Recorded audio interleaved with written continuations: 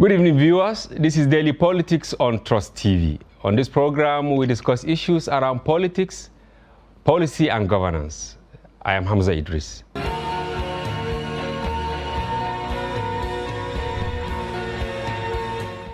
If you are just joining us, this is Daily Politics on Trust TV. Remember, you can follow the conversation on our various social platforms on Facebook, Instagram, and watch us live on YouTube. We have two gentlemen in the studio, Elemona Onoja, a member of the PDP, and Mustafa Audu, member of the APC Presidential Campaign Council. Our topic of discussion, rhetorics, manifestos, and sundry issues. He posed so many questions to you that, everywhere Tinubu travels to, he spoke about the achievements in Lagos. But Absolutely. Here we are, Onoja said, in Africa ranking, Lagos is nowhere global. Global. Well, you cited Cairo, you cited, and in Kano, and even in Abuja, while reeling out his manifesto, he said he's going to, mobilize export-driven economy to change the Absolutely. GDP and all that. Can you respond to some of these things? First of all, I'll touch the topic on the growth on GDP. In 1999, oil was worth about $10 a barrel. In 2000, it rose to about 20. Okay. In 2003, it was about $110. Wow. That was PDP time. During PDP time. That was the golden era for the oil industry. That's why he made a reference that those figures have reached the same figures that it reached during the PDP time, yet the effects weren't felt. But those figures reached during COVID periods and other lockdown issues. So if you can see, he's not being realistic with the numbers. As usual, it's PDP. And if you look at him saying Lagos, right?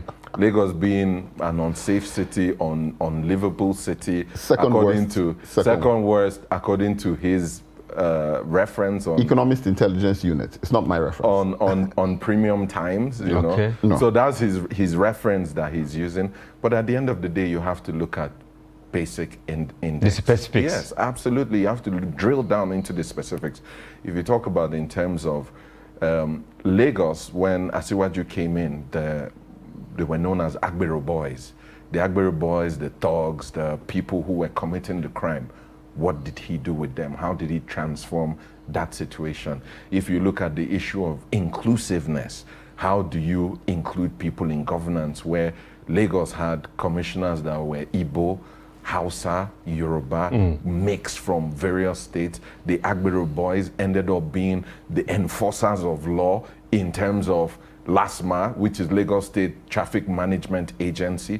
So you have to look at the ability to convert a negative circumstance into a positive circumstance. That should be fundamental at the back of our mind. If you look at the issue of,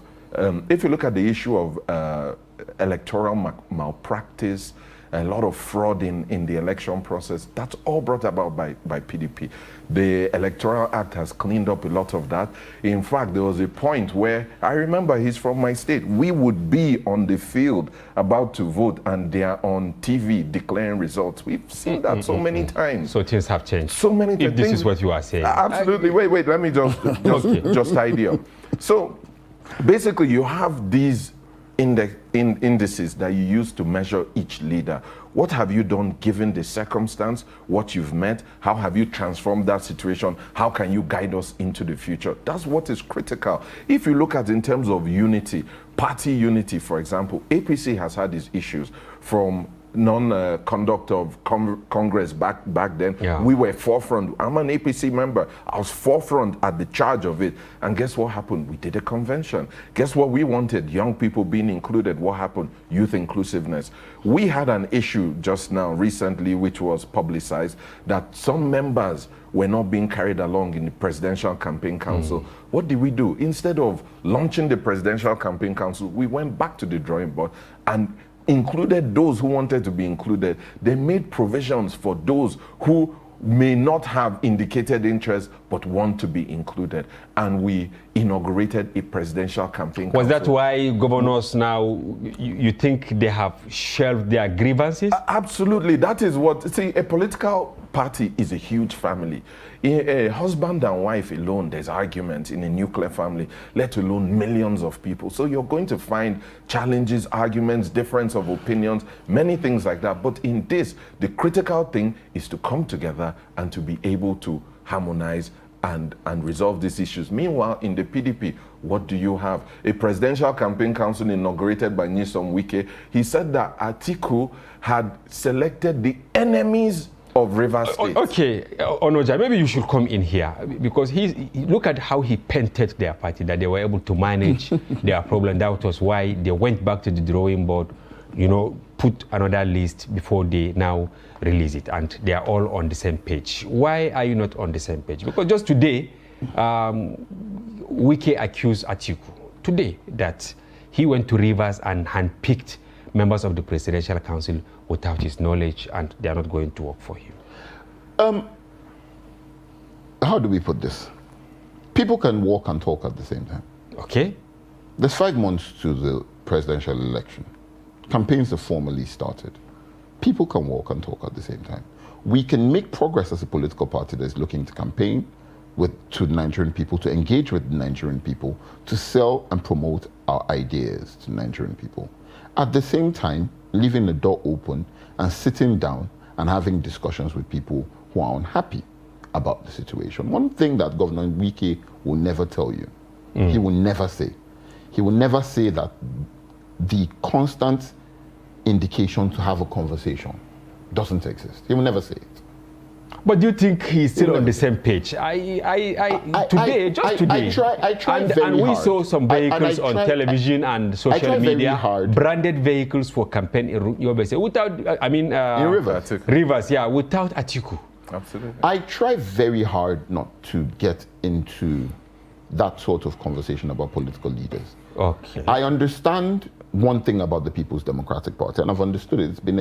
It's been in the party psychology since 1999, that people will vociferously state their grievances. They are permitted to vociferously state their grievances, and that as much as possible, over a prolonged, protracted period of time in some cases, and in some other cases, over a short period of time, conversations go on, engagement go on, and at the end of the day, they're always able, the party leadership is always able to bring everybody onto. Do you think Atiku will win without Wike, without Autumn, without I believe that ultimately, that decision is the decision for the Nigerian people. It is the Nigerian people who... More governors are also planning to leave. It is the Nigerian people ultimately who will cast their vote. And who will say, it's beyond these people. It is beyond these people.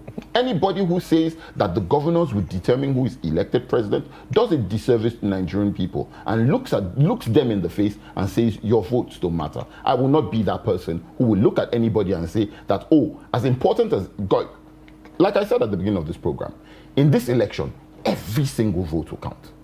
Every single vote will count. I have one disappointment as a person. I have one disappointment with we could have had this situation since 2019. This President Buhari that refused to sign the Electoral Act in 2019. So let's not hold this up as some valued. Okay, if the PDP had not done electoral reforms in the first place, President Buhari would have not been able to win elections. Okay. So these quibs, let's keep them to the let's narrow them down. But no.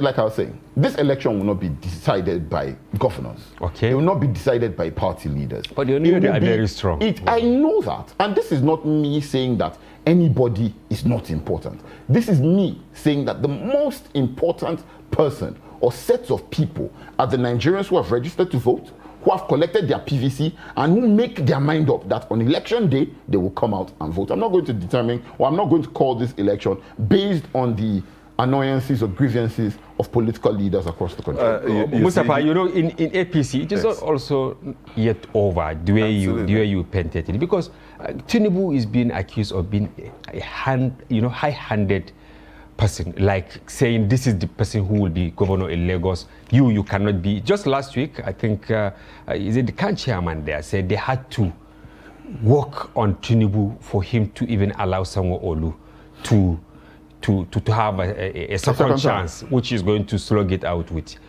the PDP. Is this how he's going to behave at the center? To be honest, this is the very first time I'm hearing that. Of course.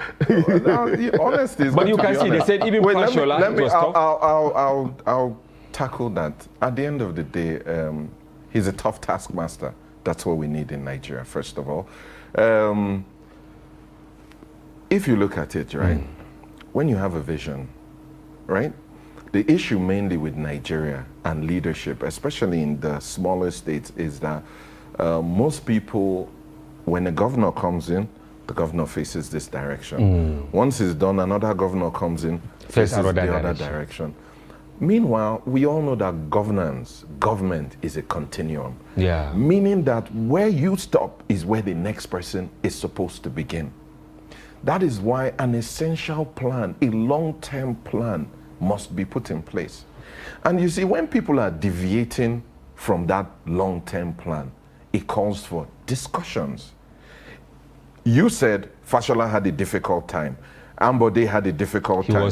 Wait, I'll get there. Ambode had a difficult time. Sanwo-Olu had a difficult time. But of the three, two succeeded to come back on their second term. One didn't. At the end of the day, the difficulty lies in how much have you kept to the plan for Lagos State? How much have you achieved? It's not supposed to be an easy process of governance, because you're providing service. Are the people satisfied? You need to work hard. You need to know that this is not a comfortable position. You're not there as Lord and Master unto yourself, and when you are done, you face your direction and go to your house. No. There's a system in place. You must work hard. And the plan is so dynamic. But is it true that Ambode could not secure a second time because there are some people he's supposed to be servicing? In terms of performance, they say he performed very well. Yes, he did. He did. Yeah, you see? To be honest, that's PDP now. Because when he was there, they will say he didn't do well. I'll still say that. Now, comparatively. Now they are saying, now because he's out to buttress their point, they are saying, oh, he was good. And that's another issue with Nigerians. We don't like giving credit to those who have done great while they are alive or while they're in that position. We push them down, we put them down, we crush them. We crush them. Then when they are gone, they say, oh, had I known, what a great guy.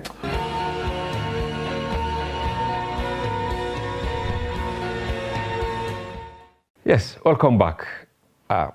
Gentlemen, once again, happy to have you in the studio. The latest story today, in Nigeria was from the Minister of Information, and he was responding to what the U.S. Embassy said, that Nigeria should be on the alert. Foreign citizens should be alert because there is imminent attack on Abuja. And he said no cause for alarm. Maybe I should start with General. Is there really no cause for alarm? Well, in a sense, yes. However, I think such warnings should not be taken for granted, neither shall we take it lightly, regardless of the motive. And why am I saying so is simply because this is not the first time we have had such, advisory notices. But this time around, it was more precise and specific, terrorist attack on Abuja. And the starting point is, let's look at it. The previous instances, they have given such advisory notes and predicted, such things happening. Have they happened? If they have not, so what is the motive behind this consistent advisory notice? But beyond that then, you look at the various organs of the government. First, the Department of Security Service, State Services, came out with a statement, and later the Nigerian Police Force came out, and of course the minister has said so. And of course, if you look at the Minister of the Federal Capital Territory, has also responded, not necessarily through the media, but I think there were corresponding actions taken.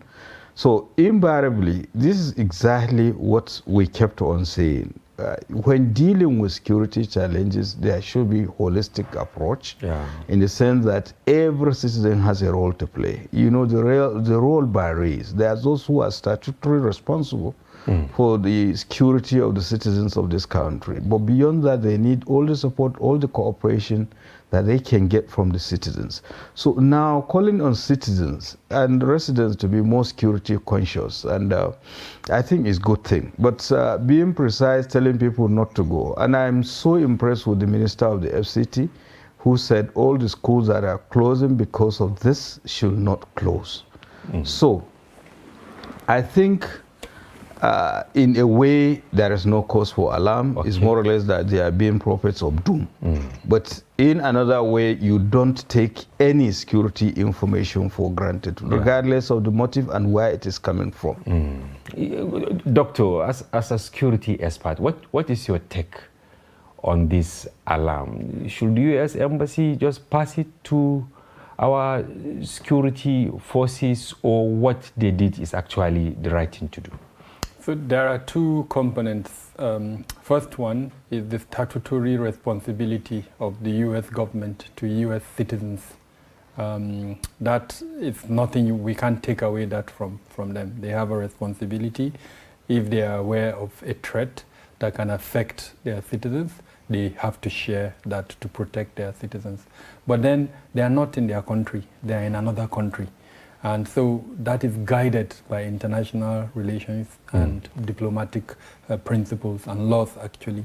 So where foreign embassy, especially a friendly ally, and I emphasize that word, an ally, a friendly one, is aware of information or intelligence that could affect the host country, the established practice is to share that information with the host government. Now, in this instance, at least based on the response by the police and by the SSS, one can conclusively say that those two organizations were not aware of their intelligence. I took those statements and tried to comb them with a fine tooth, actually. And they invariably indicated that they are receiving that information and they are going to use it as an extra feed into their intelligence. It's different from saying, no, we're aware and we are taking such action. So clearly, based off on those two responses, it appears the U.S. government did not, or the U.S. embassy did not share that information with them, Yes. which is not in convention with normal diplomatic practice. Now they can argue, for instance, that no, it's the usual advisory, but no, this is different. They indicated a terror alert, and they cited locations that could be targeted. So clearly, the implication is that they are relying on an intelligence by putting that out there. Yes, General, you see, before 2015, we had some messages, that the election would not even hold. Some people have started alleging that this is just, throwing the fear there to capture almost every other person, the actors, security agencies, and all that. But amid this, I know that in-house here, we went extra mile to dig, and we were able to come out with some findings. Some high-profile terrorists have been picked. In fact, one just yesterday, the other one on 28th around Mararaba. This is our exclusive here, based on our sources. So how do we now distinguish between false alarm, real alarm, and maybe an advice from a friendly country in court?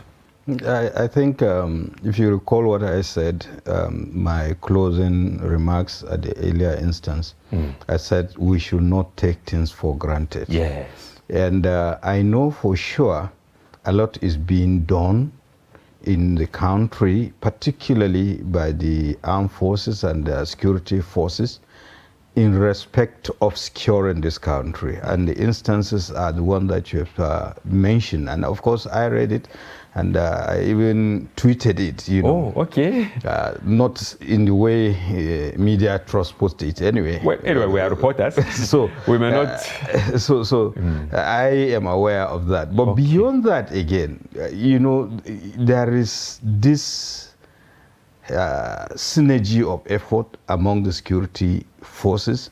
In the previous instances, we were craving for it. Now, the military, they are carrying out joint operations, and now they have incorporated the other security forces. And the intelligence community has also have been incorporated in the sense that, unlike in the past, they get the information and the information is not being acted upon. Yeah. So it's accumulation of this synergy of effort that you are seeing, that there are so many, you know, attacks that were prevented, you know, through intercepts, you know, of these criminal elements. And beyond that, again, you have the military forces, particularly using the air power, you know, to pound on this, you know, bandits, kidnappers and terrorists, both in the northeast and of course northwest, as you have heard and you have seen. So invariably, the people will definitely offer so many explanations as to why these things, but it's accumulation of renewed synergy and sincerity of purpose on the part of the security forces. And I can rest assure you, I think they are even being further encouraged by the government, because more platforms are coming, particularly for the military. Yeah, the president also said it. There is no doubt about that fact. Nigerians have not seen anything yet, because there will be continuous onslaught on them. So, and while they are carrying out that aspect, the intelligence community are not resting on their hours, because some of them are trying to escape. And if you look at what is happening in the northeast, for instance, there is no more freedom of action or movement. Many of them are trying to escape, or they have been escaping. And you look at the alliances between the bandits and the terrorists. So the intelligence community are also working hard around the globe to ensure that before they could, you know, activate their sleeper cells and what have you, they were able to, you know, nip them in the bud. And I know that beyond that, the equipment, I think there is also increased human resource of the various security agencies, particularly of Department of State Services. So a lot of people do not know that. And of course, equipment. Meaning intelligence gathering and all. Yes, human intelligence is equally very important. So these are the results of this, you know, silent effort that you are witnessing. So people should not think that it's just happened overnight.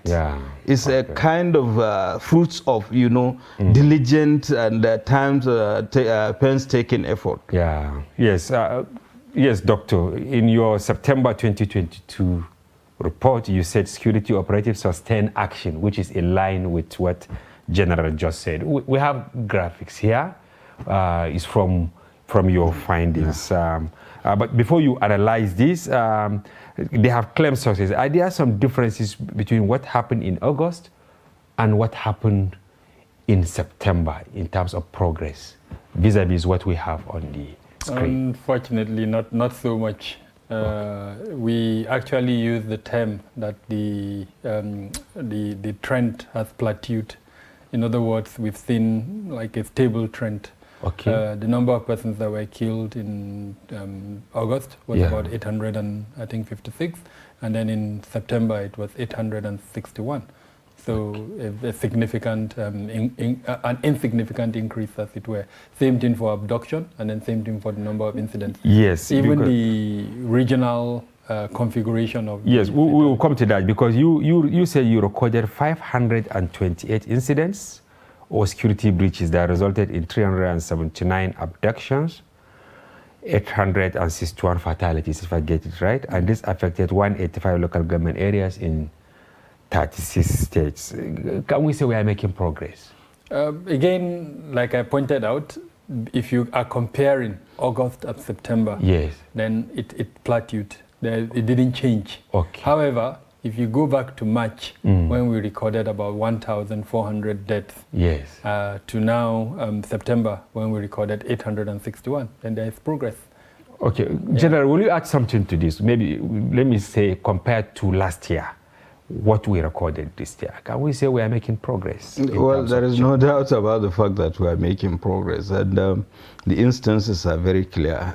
If we are making reference to what is happening, for instance, in the northeastern part of the country, which you are far more familiar than most people have been. So you have your fingers on what is happening there. You know, the instances of terrorism actions have reduced tremendously.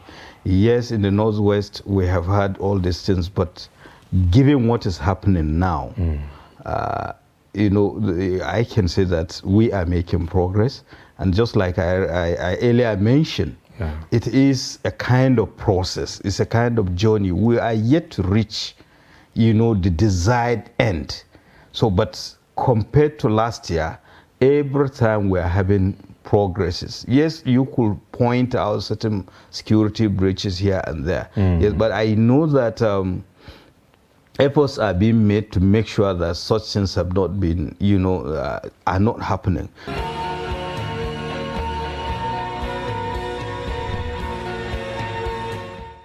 Welcome back. If you are just joining us, this is Daily Politics on Trust TV. We have Barrister Adewale Adebayo, the SDP presidential candidate. Welcome back. Thank you. Yes, before we went for a break, you said if you were the president, Emefiele will not be the gate man. A big soundbite there, but I will come back to that later. This is the first time at the national scale. I mean, people are hearing about Adewale Adebayo. Why the presidency? Well, this is the first time I'm forced to blow my own trumpet. I've always been available. I've always been tried to be a useful citizen. I've always been operating. I've many years of appearing on television, analyzing national issues. The reason why I am intervening now is because I've realized that talking is not enough. It's not enough. It's not enough because there are two categories of people in government. Those who don't know what they are doing, and it's too late for them to know. So you can talk for 8 years, they will not understand what you're saying. Those who know what they are doing, but decided to do the wrong thing because they are benefiting from it. It doesn't matter how long you talk. What they are benefiting will not let them see reason with you. So what you are recommending, they know that's the right thing to do. But the interest they have in the wrong thing will not make them do the right thing. So what can you do therefore? You just offer yourself and say, okay, this is what I'm going to do. And hopefully your countrymen and women, old and young, will understand that we can't afford to be opening the book of lamentation when we have alternatives. So it's only when there's no alternative. So at the beginning of a government, you owe the government cooperation. Every government that has come in my adult life in this country, at the beginning of the government, I give them cooperation. Even if I had my reservation about the government, I would give them cooperation. In the middle, when they start to go wrong, I will give them criticism and suggestions. At the end, when we want to choose a new government, I provide an alternative. So that's how you do it. There is nothing complex. You can see that the British, despite hundreds of years, they too make mistakes. Serious ones. So, and they realize... There are many prime ministers in less than but a decade. The advantage they have is that they course correct. We dig down, we double down, we triple down when we make mistakes. We think it's an ego. A government policy can be wrong. And you change it. You change it. Even sometimes when I'm going to my house, I take the wrong turn. If I get distracted, all I need to do is to turn and face the right way. You cannot be in government and not make mistakes. But you must have an organizing principle that brings you to government. And that organizing principle must be shared with the people of Nigeria. And what I've seen over time is that the organizing principle is to make more money for those who are in government. And the people who are outside don't share that view, and they don't understand. They assume that many of these incongruous policies arise only from the incompetence of government. No. So what you have is that I'm now coming to say, why don't we do two things? Yeah. Why don't we make a difference? Say, for example, let's eradicate poverty. That we can do easily, given the resources that we have, given the aspirational attitude of our people. Secondly, let's get rid of insecurity. Let's minimize insecurity. Because we appear to be accepting layers and layers of insecurity. Because there was a time in this country where you could live from age of 1 to age of 90 without hearing a gunshot. 90 years? Yes, without hearing a single gunshot. where policemen only have sticks. But is there anywhere in the world now that you can live like that? You can live like that in the UK. You can live in the UK for many years without seeing a policeman with a gun. So, and when we had the Civil War, then we had armed robbery and all of that. We set up the armed robbery, firearms and armed robbery tribunal. Many We of did them all were of that. killed, yeah. We did all of that. Now, we didn't get rid of armed robbery. People grew up in the 70s getting used to, armed robber, I say, armed robber over there. Then on top of that, we started having terrorism. We thought it was just a fluke. It's going to go away. If you are, those who are voting now are born into terrorism. Then after that, we had banditry join with it. Now we're having kidnapping. So what do you expect next? So you, for once and for all, you have to put your security foot down and address this insecurity. And every candidate mentioned these issues: insecurity, corruption, economy, and others. I will ask you a question on that, but why SDP, not PDP, APC, LP, PRP, or any of the? Why SDP? Is it the SDP of Abiola of 1993, or this is a new SDP? Okay, now, if you are trying to cure rabies, you cannot make dogs your doctors, because dogs carry the most rabies. So if you want to get rid of corruption, poverty, and insecurity, if you are serious about it, you will not look at APC twice. You will not even consider PDP, because these are vectors of these problems. So those two are out. Then you go to the next layer. Anybody who is masquerading to be something else, but who's already vested and settled within them, who was part of their decision making in the past, whatever label they are carrying now, you also have to eliminate them. Then you go to the new people and see whether they are just talking descriptively about the problem, or they are finding solution prescriptively to the problem. So if it's raining, anyone outside, even a person who is visually impaired, will hear the sound and say it's raining. So that's not a solution. You just observe. So many of the candidates stop at the level of, oh, there's corruption. But they won't tell you why, where, who, and how to even solve it. Yes, so that is where the Social Democratic Party is different. And when you talk about Abiola, there's no way you can mention the Social Democratic Party without mentioning Abiola for three reasons.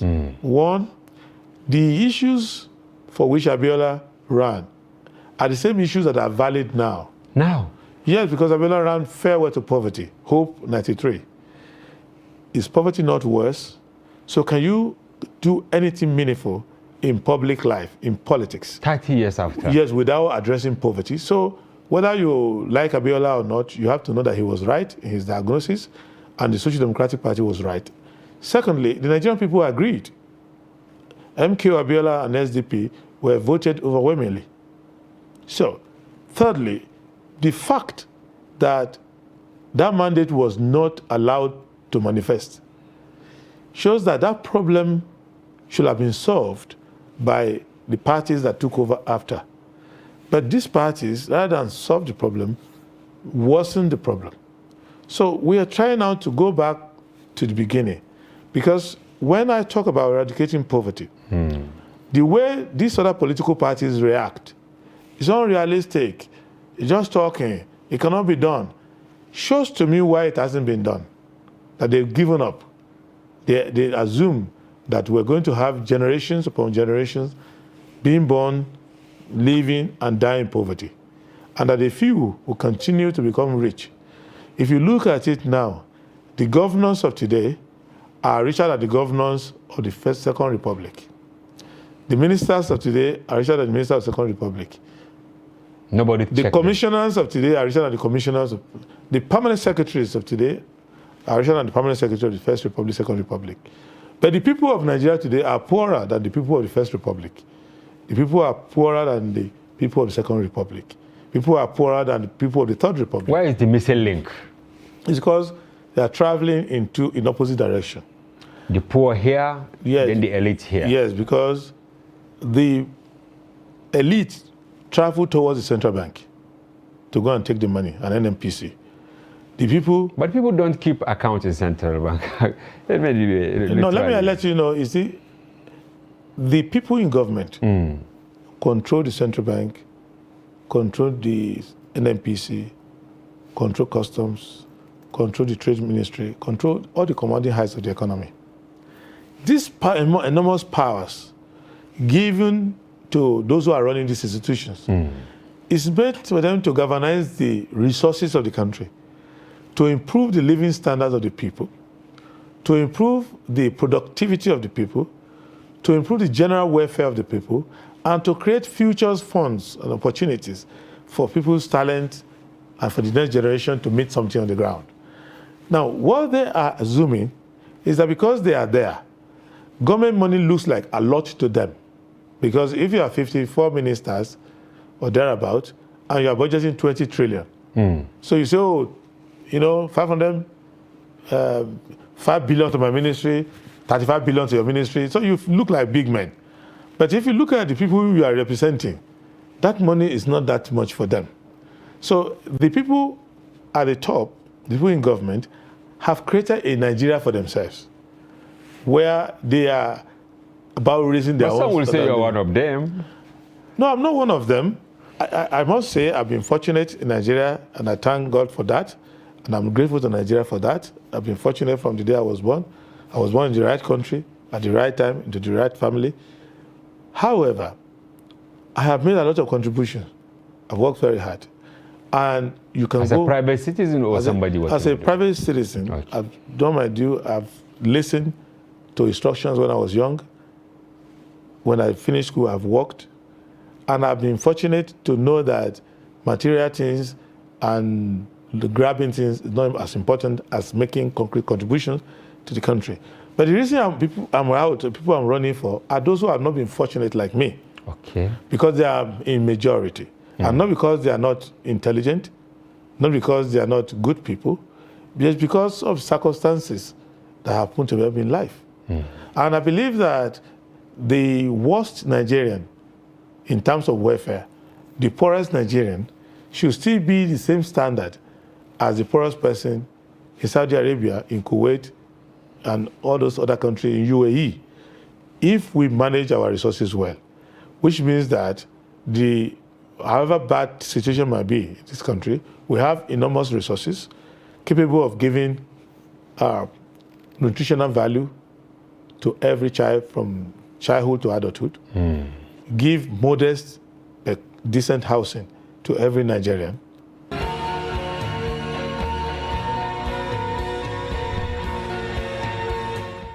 Welcome back. This is Daily Politics, and we are discussing inflation and other economic problems affecting Nigeria. Dr. Fashua, let me start with you, if you can hear me. In 2019, you were a candidate of Abundant Nigeria Renewal Party. Now, you are watching from somewhere, and Nigeria is facing serious economic challenges. Assuming you are in the contest, what will you tell Nigerians, please? Well, I think that unfortunately, the Buhari government may have a lot of other attributes, but luck is not one of their, attributes. They've not had very good luck, unfortunately, even though we had a good luck as a president at some point, but we also didn't make much of that. So because what happened with Buhari was, of course, in 2 recessions under President Buhari, and we're hoping we don't see a third, because they've come at a time of serious economic wind.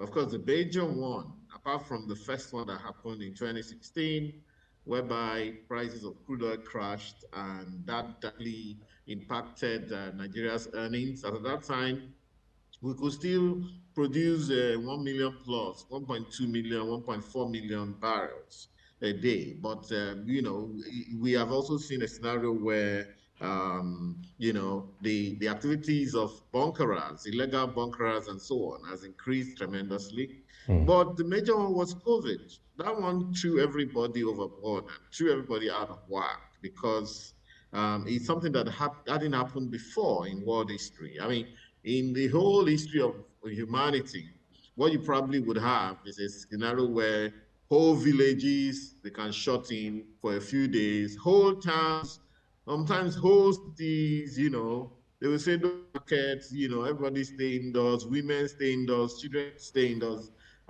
Even in 1920, we did not have a global shutdown. And then come 2020, a year in a very technologically connected world where people had become very globalized and where, a lot of businesses were done by traveling all over the place. We were shut down. The whole world, I believe it was indeed an experiment by some of the more powerful world who wanted to see what the effect would be. But let me say, the effects of that shutdown, we knew it then, that it'll take maybe a decade for countries to get out of it. So Buhari happened to be the president at that point.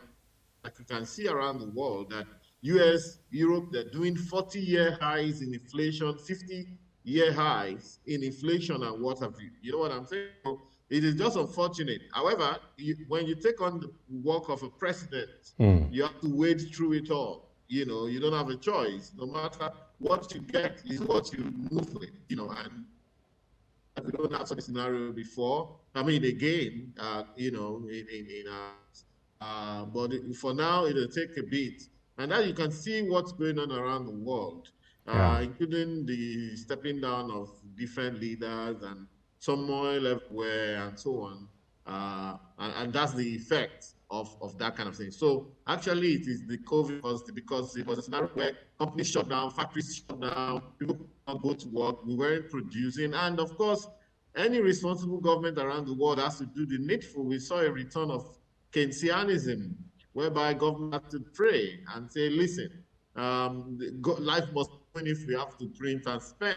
Let's put money in people's hands. Let them find a way to spend the money. So, and that is inflationary money anywhere in the world. And that was exactly what happened everywhere in the world. And we're still in it. We hope that we get through it soon enough. But is there anything you think Nigerian government, headed by President Buhari, ought to have done in order to cushion the effect of the global crisis? I think they did what they needed to, because the global crisis, you're talking about the that I mentioned and so on. It was the same response. I mentioned Keynesianism, call it neo-Keynesianism, because Keynes, Lord Maynard Keynes, believed that, we are expecting markets to correct themselves, of equilibrium to be achieved through the interaction of demand and supply. Sometimes these things break down. Markets fail.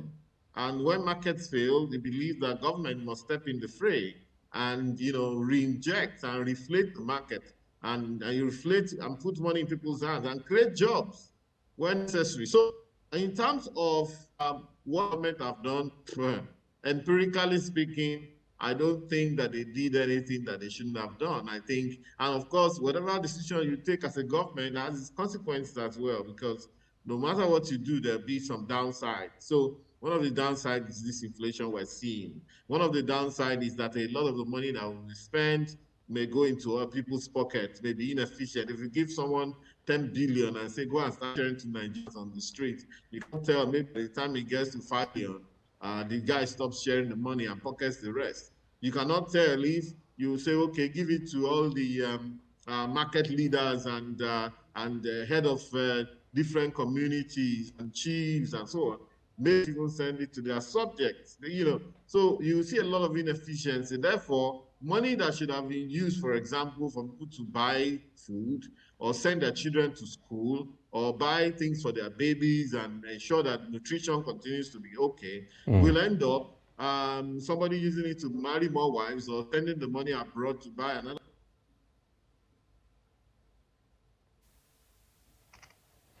Well, I think we have some issues with him. We will get back to you in a moment. Aliyu and Aliyu, yes, happy to have you in the studio. You heard what Dr.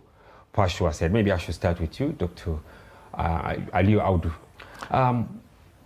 Condition of Nigeria now. Is it really a self-made problem or is truly a global thing? Well, it's a combination of both. A self-made problem as well as a global thing. Why do I say it's self-made problem? We're a very consuming economy. Yeah. We do not produce, and that is one of our greatest issues that we're having. So our economy is directly tied to the fluctuation of foreign currencies. So if everything we are doing, we have a food import bill of $5 billion. We import milk, sugar, fish, and a lot of other things. Now, if we're doing that and the price, the demand for dollar goes up, there'll be high demand for dollar, and that's what pushes the price of dollar and weakens the naira. So that is our issue in this country. We're not producing. So we have to look at a system whereby we produce more. We produce the things we consume. We have no business exporting. We have, strong agricultural resources, and, we have the human resources. So we should be able to look inward. I mean, you remember we used to import rice. Now we produce rice. We refine our own rice. But it's still very expensive for people. Well, yeah, that is better than going to import, because if you are importing rice, you are carrying jobs from Nigeria and giving, and taking it out to other countries. So this is a whole circle. When you start one aspect in a bad way, it has a ripple effect, because if you're importing, you're carrying jobs, it creates high unemployment and all that. Yeah. So this is what we're looking at. And then the international aspect, the COVID and, the issues facing increase in prices and inflation, that went along with the COVID has also impacted Nigerian economy, especially the war in Ukraine. At some point we import with. So if, and the borders closed. And if the borders are closed and we're not getting in, that pushes up the price. So as I've said before, we have to look inward. There's what they call import substitution industrialization. Whatever we can consume, we should produce it here. We import sugar. Why are we doing that? The African Development Bank says we have enough agrarian land to grow and even export. India creates 6 million jobs, indirect jobs from production of sugar. Sugar alone? Sugar alone. 6 so million. You see what we're losing. Maybe the size of, let's say, maybe Katsina State or something. So you see what we're losing. So we need to look inward and produce and manufacture things we consume. So that's Elias, did you share the same sentiment? Because it's like he aligns with Dr. Pasua that Nigeria is wholly an import-dependent country, and this is why our naira is even valueless. Yes, I cannot agree less with them, because they are statement of fact. Most of our mainstay of the economy is oil, and even in the oil sector, we are a rent seeker. How do I mean? When you are a rent seeker, you do not have opportunity to determine how much you sell the crude and how much you also they also buy from. So because we are a rent seeker, we are subject to global price. Perhaps if you have the import substitution that you rightly mentioned, it would have solved a lot of problem. Because if you look at the inflation, is cost push inflation, and majorly food. In fact, food is 23% inflation compared to the actual 20% inflation. So we need to do a lot of things to make sure that we are feed ourselves and make sure that we have enough that we can even export. Because if you look at it, we have issue with insecurity, which people cannot go to their farmland. It's a very, very big major issue. The anchor borrower that would have been a problem solver for rice and other maybe cereal and other staple food. Now also we have flood, which is another problem that we need to look at. So all these things come together to really make the inflation goes as up. 70 years we have not experienced this, but it's a global problem. We will agree that globally there is serious problem. Even America Nigeria had to increase interest rates twice this year. You could see UK, 5 presidents in 6 years. That's a very, and if you look at the major challenges, economy. Okay. But the fact we wouldn't have this if we have shock absorber. How do I mean by shock absorber? We have import dependent and we have mono economy dependent. And if you look at our foreign exchange, major thing is oil. So we need to look more diversify. Exactly. Okay, good.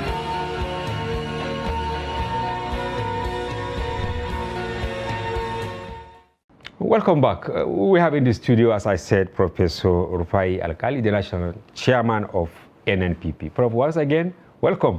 Thank you so much. Yes, we were shocked when we saw the communique of, your party after a meeting of candidates at the national and state levels of plans by the two, should I say, major parties, trying to induce voters ahead of the 2023 elections. How did you arrive at that? Well, thank you very much.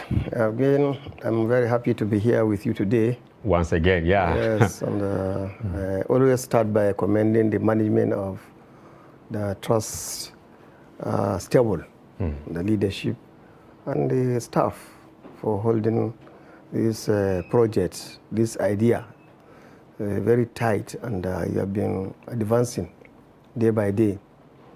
Now, in your opening remark, you did say that because maybe for one reason or the other, then now either you or somebody is beginning to think that it's going to be a two horse race. Well, people are saying. Well, I'm talking to you, are the one I'm talking to, not yes. people now. Yes, I'm talking to you.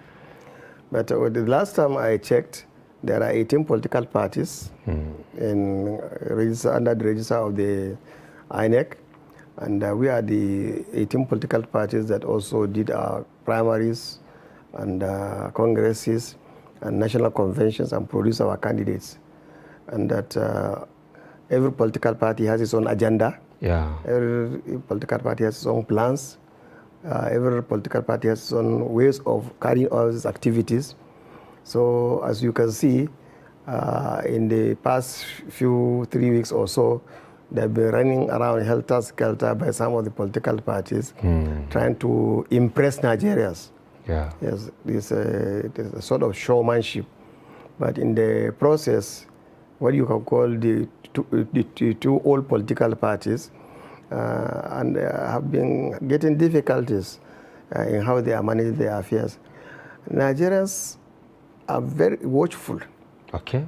They are not looking at only the campaigns, but they are looking at also the drama, all the kind of grandstanding, all the kind of intrigues that is going inside some of those that claim to be the largest political parties in the country.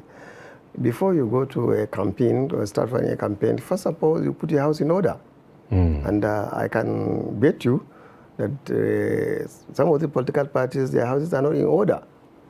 They just jump. If you see a situation where, I have said that before, I want to repeat it because it's so strong that so important, so critical that several governors, about 5 or more, including former governors, will come and say they don't want to be a part of a campaign for a presidential candidate. It speaks volume. You are referring to PDP now. Yeah. Well, thank you for assisting me in that direction. So basically, you find that that alone is demarketing the party on a daily basis, the kind of exchange of words, revelations, all kind of bad blood. It is within the parties that I'm talking about. Now, the other political parties also that have come up with their campaign council, every day you hear stories. People who want to be part of the campaign council are being included there, and some of them are pulling out, are rejecting. So the question is that our impression is that these people, they are doing as if it is like a desperate thing. That now that the opportunity has been brought, so let's do it anyhow, even without a lot of thoughts, without planning, without thinking. And so far, it has been counterproductive. We have, from 28th of September, when the INF formally announced that political parties can start their campaign, to the day of election on 25th of February, it's more a period of 5 months. And that if you want to do something, do it well. Okay. But this trying to pretend that all is well with them and they want to grab power by stealth, by any method. Because that is what is now becoming an issue in most of these political parties. So if I get you, Prof, well, starting campaign is not the end thing. It's not just the means to an end. No, maybe you are looking at campaign only when you see people shouting and dancing around and jumping around. That is campaign. That's not. Okay. Every political party has also strategy of reaching out. And when we formally want to come out also, we'll do it in a way, a manner that people will know that we are very serious people. And so I think so far we are good to go. We are organized. Our presidential candidates is hardworking and dedicated. Remember, long before even the campaign started, he came up with an idea which was unique. Later on, some tried to clone it by saying that, look, yes, they started it's cloning. Like this is season of cloning. Just 2 days ago, thank you again. You know, so APC accused PDP. The thinking is that there are so many states that he, for example, had not visited for some time. There are people that have been touched for one reason or another. Either so many things you need to re-engage with the people of Nigeria. That's why the first almost 6 weeks or 7 weeks, he goes around the country, visit people, show solidarity with them, commiserate with them when they are affected by one thing or the other, and then go ahead to open offices. At that time, it was not campaign because there were no flags that are being raised, no gubernatorial candidates' hands are being raised, not even sitting position, just to pay courtesy calls in the family among Nigerians. To fraternize. And they visit elders and leaders, emir, chiefs, and the rest of it. So this is one of the strategy which was very unique to Senator Rabi Musa Konkoso. And I've been doing this quietly. Now suddenly people realize, so he's doing this, we'll also start doing it. Now everything is like a rat race. And probably you are now trying to change maybe the pattern. No. For us, it's a continuation. Okay. We have our own ways of doing things. So as we are going now, you see so many changes taking place very soon, and then we are on top of the situation. Okay. The question I asked earlier, is it part of, is it fear or is really genuine concern, the communique issued by the party in respect to vote buying? There is for most Nigerians, I think, over the years, they believe rigging takes place on the day of election. That is the popular feeling, the popular belief. Okay. But election does not take place on election day alone. Rigging, yeah. Rigging. Wow. It does not take place on election day. Yes, maybe it could be the climax. It is the ultimate. Okay. But every step a political party takes to undermine other political parties or undermine the electoral process is part of rigging. For example, during the Ekiti and the Osun elections, we had that, and it was shown also, there were evidences, people negotiating and selling and purchasing voters during the elections. Okay? So it means that it was for the highest bidder. So if you cannot afford 10,000, then you give 5,000. If you cannot, you give 2,000. And we felt that was one of the dirtiest aspects of Nigerian politics, that openly people could go and do that without shame.